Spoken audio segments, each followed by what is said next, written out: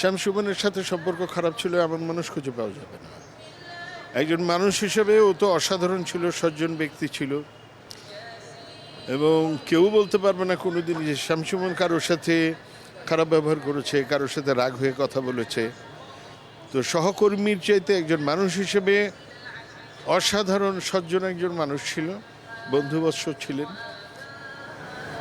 তো আমরা মিস করছি ওকে। এটা খুবই খুবই কষ্টের, ওর চলে যাওয়াটা খুব কষ্টের। ওর সাথে যখনই দেখা হতো পুরোটাই স্মৃতিময় ছিল। এই দেখা হলে, বস কেমন আছেন, এই কথা বলা, আপনার ওই কাজটা দেখেছি, ওই কাজটা দেখেছি, আমাকে কাজে নেন না কেন, এই এই মানে এটা ছিল ওর একেবারেই সহজাত। আর কখনো ওকে মুখ গোমরা করে থাকতে দেখিনি, কখনো না। হয়তো কোনো কারণে মনে কষ্ট পেলেও ওর এক্সপ্রেশনে এটা কোনো দিনই প্রকাশ পায়নি, কোনো দিনই। মাঝে মধ্যে আমরা বলতাম, তুমি তো একটা রেডিওর সিও, সময় পাবা কোথায়? না না, সময় বের করে দেবো, সময় বের করে দেবো। কিন্তু এই যে মজা করা, একবার একেবারেই সারাক্ষণ যে একটা আনন্দে থাকা, এটা ছিল শামসুমনের একেবারেই সহজাত, একেবারেই চারিত্রিক বৈশিষ্ট্য ছিল।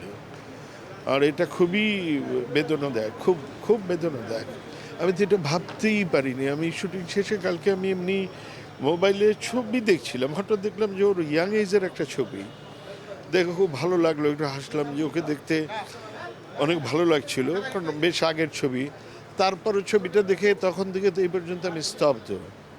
এটা কল্পনাও করি নাই, ভাবতেও পারি নাই, এবং আমার তখন থেকেই আমার মানে তখন তো সাথে সাথেই শরীরটা হিম হয়ে গেল। আমার কাছে মনে হচ্ছিল যে আমার বোধহয় হৃদস্পন্দন থেমে যাবে, মনে হয় এরকম মনে হচ্ছিল।